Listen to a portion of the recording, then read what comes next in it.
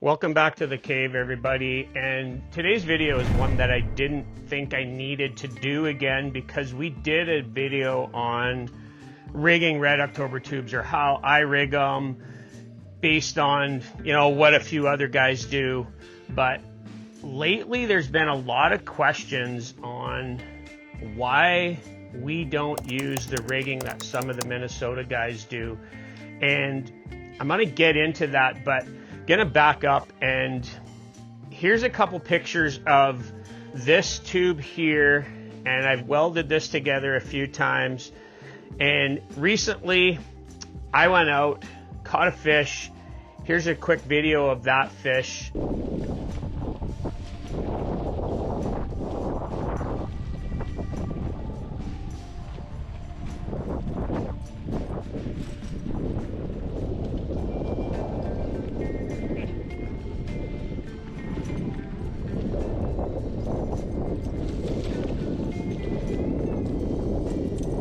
So I was pretty confident there was going to be a fish here, and we were really close to like the A+ spot. I put on one of my favorite, I think it's called Orange Grape or Grape Flame or something. It was a Team Rhino color. It's also from Red October, just has that stock. So I got some more coming from Mark. That's my last one. This one's totaled. After I caught that fish, it had completely destroyed the tube, but the interesting thing was it didn't actually hit the front hook. It had the top hook, the middle hook, and the back hook, and I had to cut barbs on all three of them, which told me that it grabbed it back here or thereabouts. It didn't actually headhunt it, and that was an open water bite. And then recently I went out, and my buddy Matt actually caught one on this very tube in a figure 8, and it actually destroyed the tube, and this is what it looked like after that fish.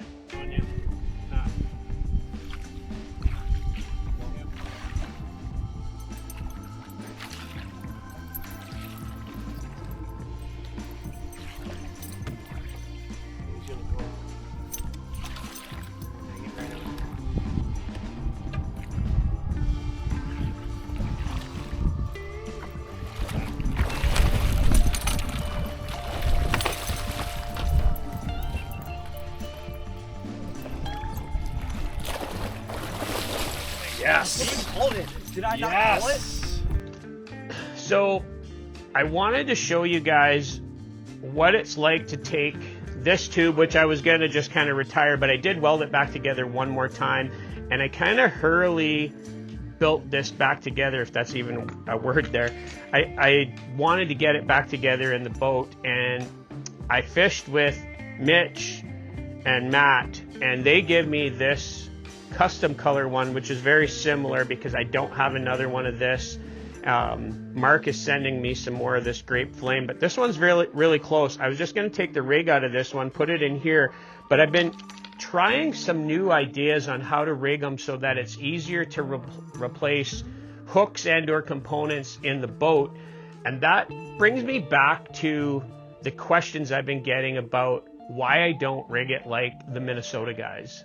So for those of you that don't know, there was a video recently on Beyond the 8 where they fished with Kevin Cochran, and he shows them how he rigs Red October tubes, and I believe he takes, there's no center hook on a Red October tube. I believe he takes that back hook off, leaves the bottom hook, the center one, and then he adds a short chunk of wire and a hook up front.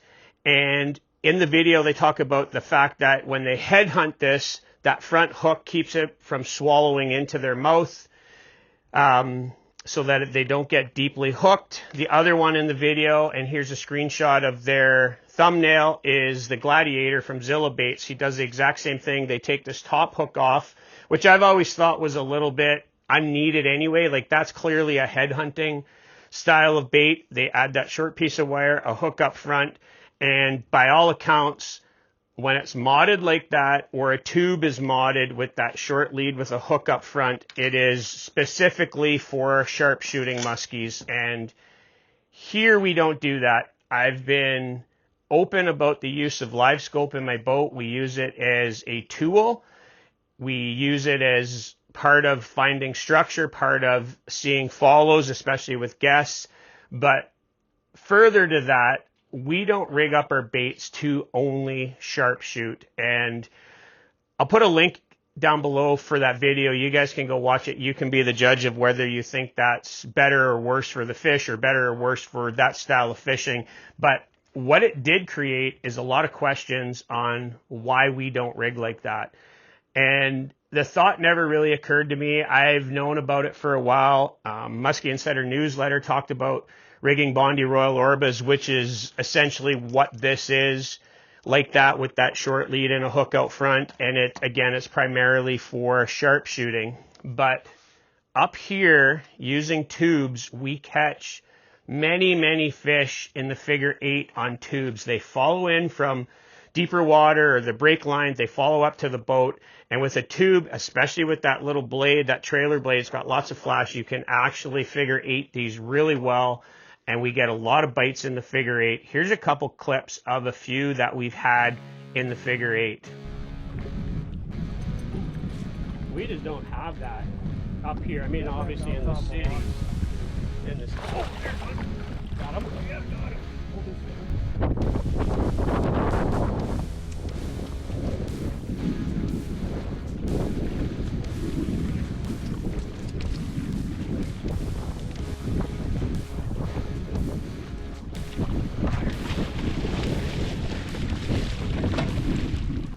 So the biggest drawback of rigging a tube like this is that in my previous video, everything inside here was put together as one piece. So all of this, from this hook here down through the bottom end, was all built as one piece, and it was very hard in the boat to change a component out. If you had to cut a hook, you had to take that whole rig apart. So it made it very difficult to do quick repairs in the boat. It usually meant that that rig was pretty much out of service for the day.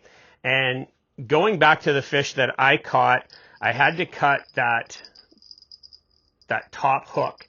And there's a detail of that little bell in there. So I'm going to cut this off, and we're going to rig up a new rig in here, and I want to show you guys what it is that I do with this. So just bear with me for a second while I take this one apart.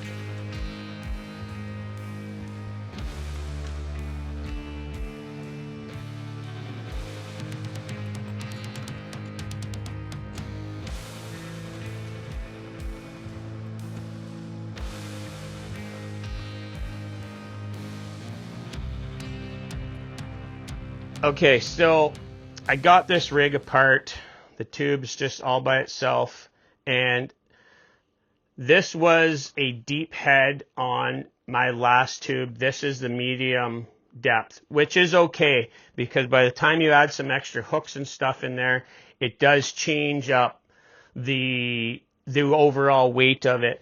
So what I want to show you guys is I will add this little bell to this hook here, see if I can get it spun on enough, and then I will tie it in place. I'm going to take my glasses off so I can see a little better. See if I can get it spun around here enough.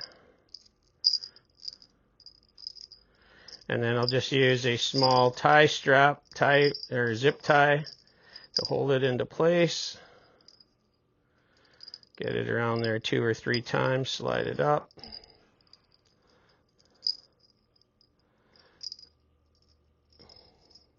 That should be pretty good. I'll use a bright color zip tie just for sake of clarity here.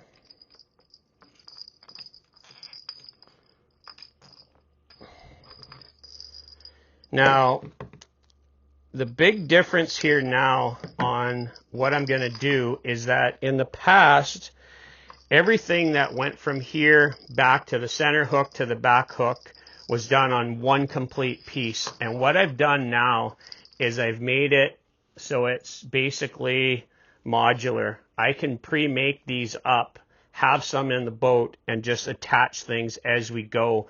So what it does is it allows me to change components out while I'm on the water. So first thing I'll do is, this is a number 4 BKK with a short piece of wire that I already made pre-loops on. I put shrink wrap on it, and I'm just going to stick the shrink wrap over the top of this hook here.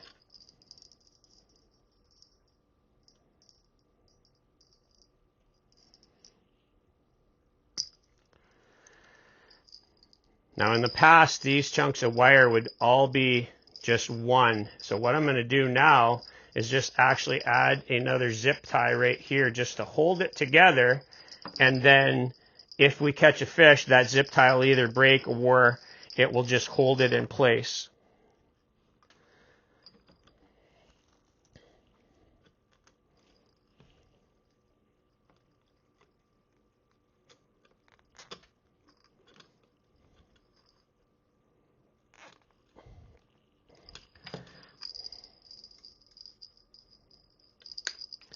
So there's that center hook, and now all I have to do is attach my back hook with the blade already on it. I need a split ring off of one of the hooks that I took off, so I'll grab that now.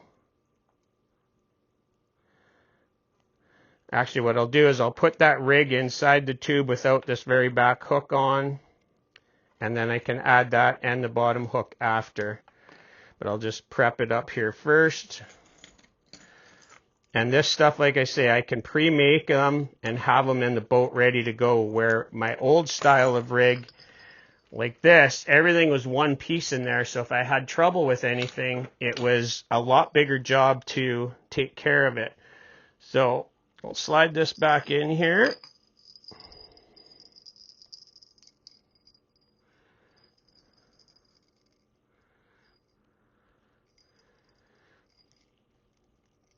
If I can get it in without poking myself.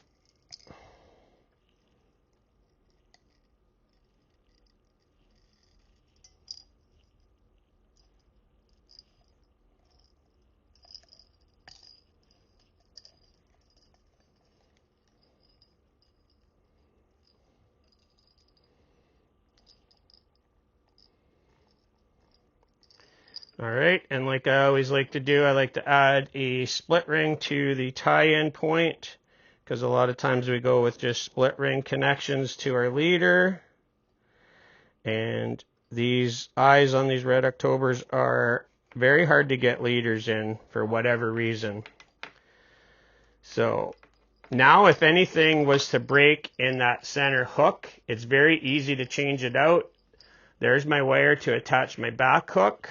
I'll go ahead and do that now, and it's ready to go. And then I'll hang a BKK 4/0 off the bottom, which for a lot of you that have the newer rigs from Red October, they are running BKK hooks now. So these older rigs do not, but all the newer ones do.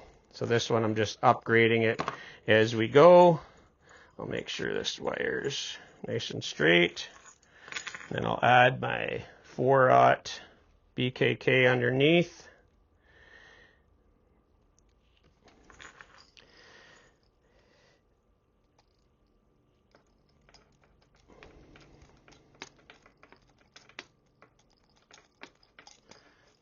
And that is a rig ready to go, built for Ontario. Again, Ontario, we're allowed to have 4 hooks with a maximum of 3 points per hook. So I know that is not the case in Minnesota, and I know some of the guys in Minnesota are trying to build rigs where they have the bottom hook, a center hook, a back hook, and they eliminate this top hook. I know there's guys building them. There's a couple guys that are trying to build them and maybe resell them. I'm not sure where they're at with that, but this gives me the ability to have a modular rig in my tube that I can quickly and easily change in the boat. So we went from a pretty much completely destroyed grape flame tube to one that I got from Mitch and Matt that is very similar in color, will be very similar in setup, and if anything breaks on this one or I have to cut hooks on the water, very easy to change that out, very easy to tune because it's not one piece of wire. I got just that separate wire going to the back hook, which is independent of it. So it should be pretty easy to tune and or bend that any which way I need it to. And in a lot of cases, it seems like the more erratic they are, the better off you kind of are with these things. So that's my new way of building these Red October rigs. Very simple and easy. And like I say, guys, I can pre-rig all of those hooks in the shop here. I can have them in the boat totally ready to go. And that's easy. That's just a hook with a short piece of wire and a swivel and a blade on it. You can change out blade sizes super easy. And for that middle hook, I just have a 4/0 BKK and about a 1.5 inch long double looped piece of wire, which I pre-make myself. You can use the hook extensions from Stealth Tackle. I'll put a link to those down below. Those would work with shrink wrap on them as well to kind of get your spacing. And it's all up to you guys where you want that center hook to sit. You can see on this rig here, the center hook sits a little bit tighter up to the body of it. This one, it's a little bit further back. Almost makes no difference. And guys will say like that's redundant. But when you are catching fish in the figure 8 and they are either nipping at the back or getting them in the center, when they clamp down on a rubber bait, it is so hard to pull these through their mouths. It's like when you have a sucker, you have to do such a hard hook set. Having that center hook can make all the difference in the world. So hopefully this one will help you guys, and it will answer some of the questions as to why we just don't do that Minnesota rigging on our Red October baits, on our Bondi baits, or, you know, baits of that style. Because for us, we're not doing that strictly sharpshooting. We're doing just basically conventional structure fishing, especially with tubes. And I love the ability to have an effective tube when it comes to the figure 8 and give me as much confidence as possible that we're going to hook everyone that we get up to the boat. There's one. Oh, yeah, little guy. He's hard on her. He was pumping on her pretty good. Yeah, that's good to see.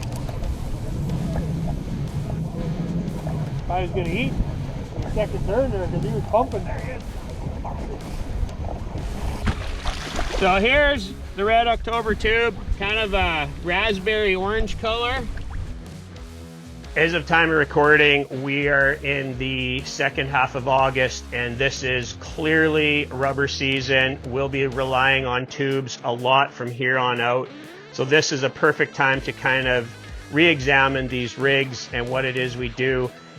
You can fish these totally stock out of the package and guys catch tons of fish. For you guys that like to tinker, I find that this right here is one of the easiest ways, that little rattle in there, of adding an extra hook and being legal in Ontario. I can't stress that enough, guys. Follow your local regulations when it comes to the amount of hooks you can have, and know your regulations before you're out on the water. Don't build rigs that are not going to be legal where you guys are fishing. And for this style of rig, you can pre-rig some of this stuff and have a couple extras in the boat, because if you guys are like me and you love your tubes, you know you get a couple rigs that just work better than other ones, and those are the ones that you're going to need to do some repairs while you're on the water, or just switch out tubes, or in the case of this one, just keep welding it back together with a soldering iron and hope for the best. So for now, 54 Bus is out of here. We'll catch you guys fishing some tubes out on the water later.